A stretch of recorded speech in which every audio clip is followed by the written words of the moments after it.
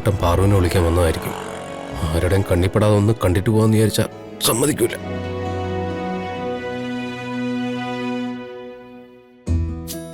ഗിരി, ഓ ആ നാരായണേട്ടാ, നീ എന്താ ഇവിടെ? ഞാന് ബസ്സിലൊരു പാർസൽ വരും, അതെടുക്കാൻ വേണ്ടി വന്നാ. കടയിലേക്കുള്ള സാധനമാവും അല്ലേ?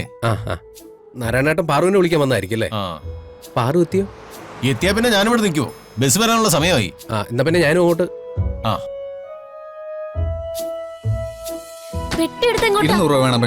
ഇല്ല 200 രൂപയൊന്നും എനിക്ക് തരാൻ പറ്റില്ല. 200 രൂപ വേണം. കൂടി പോയ 50 രൂപ തരും. അല്ല, ഈ ഒരു പെട്ടിക്ക് 200 രൂപയോ? കുറയ്ക്കാനൊന്നും പറ്റൂല. 200 രൂപ തന്നെ വേണം പെട്ടി എടുക്കാൻ. ശരി, 150 കൊടുക്ക്. 150 ഒന്നും പറ്റില്ല, 50. അത് 100 രൂപ കൂടുതൽ ഞാൻ തരില്ല.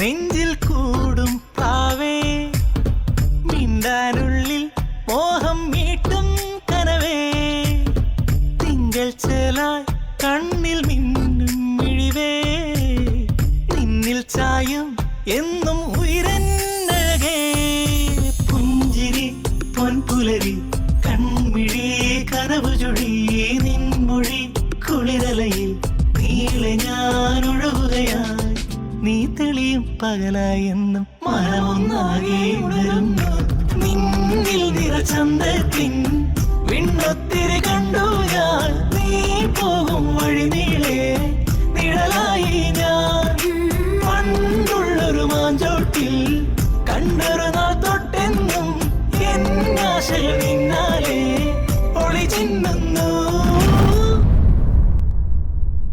എന്റെ കണ്ണടങ്ങാണോ? എവിടെന്ന് വരുന്നു കുട്ടിയും പറിച്ച്? എന്റെ പൂവിന്റെ പൈസ ആണോ? ഇയാള് വന്നപ്പോ തുടങ്ങിയതാ. 50 രൂപ എനിക്ക് തരാൻ പറ്റും.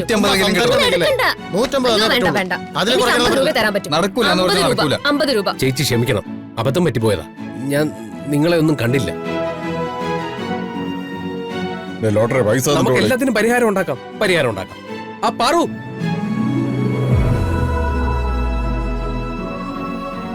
ഗിരിയേട്ടൻ.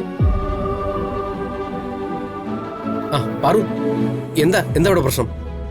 എന്നെ പെട്ടിയെടുക്കാനൊന്നും സമ്മതിക്കുന്നില്ല. ഡ്രൈവറെ വിളിച്ച് എടുപ്പിക്കാന്ന് വെച്ചാ അതിന് സമ്മതിക്കുന്നില്ല. ഇതിപ്പോ ഞാൻ എടുത്ത പോരെ? പുറത്തുനിന്ന് ഒന്നാളെ എടുക്കണ്ട. കണ്ടോ? അതെ, ഇതൊരു പെട്ടിയുടെ കാര്യമല്ലേ? പെട്ടേക്ക് പാറുവാ. എന്നെ വിളിച്ച പോരായിരുന്നോ? ഈ ഒരു പെട്ടി എടുക്കാൻ നാരായണേട്ടൻ എന്തിനാ ബുദ്ധിമുട്ടിക്കുന്നത്? പാറു കയറിക്കും. ഗിരിയേട്ടൻ എങ്ങനെയാ വന്നേ? ബൈക്കില്. എന്നാ ഞാനും അതില് വരാം.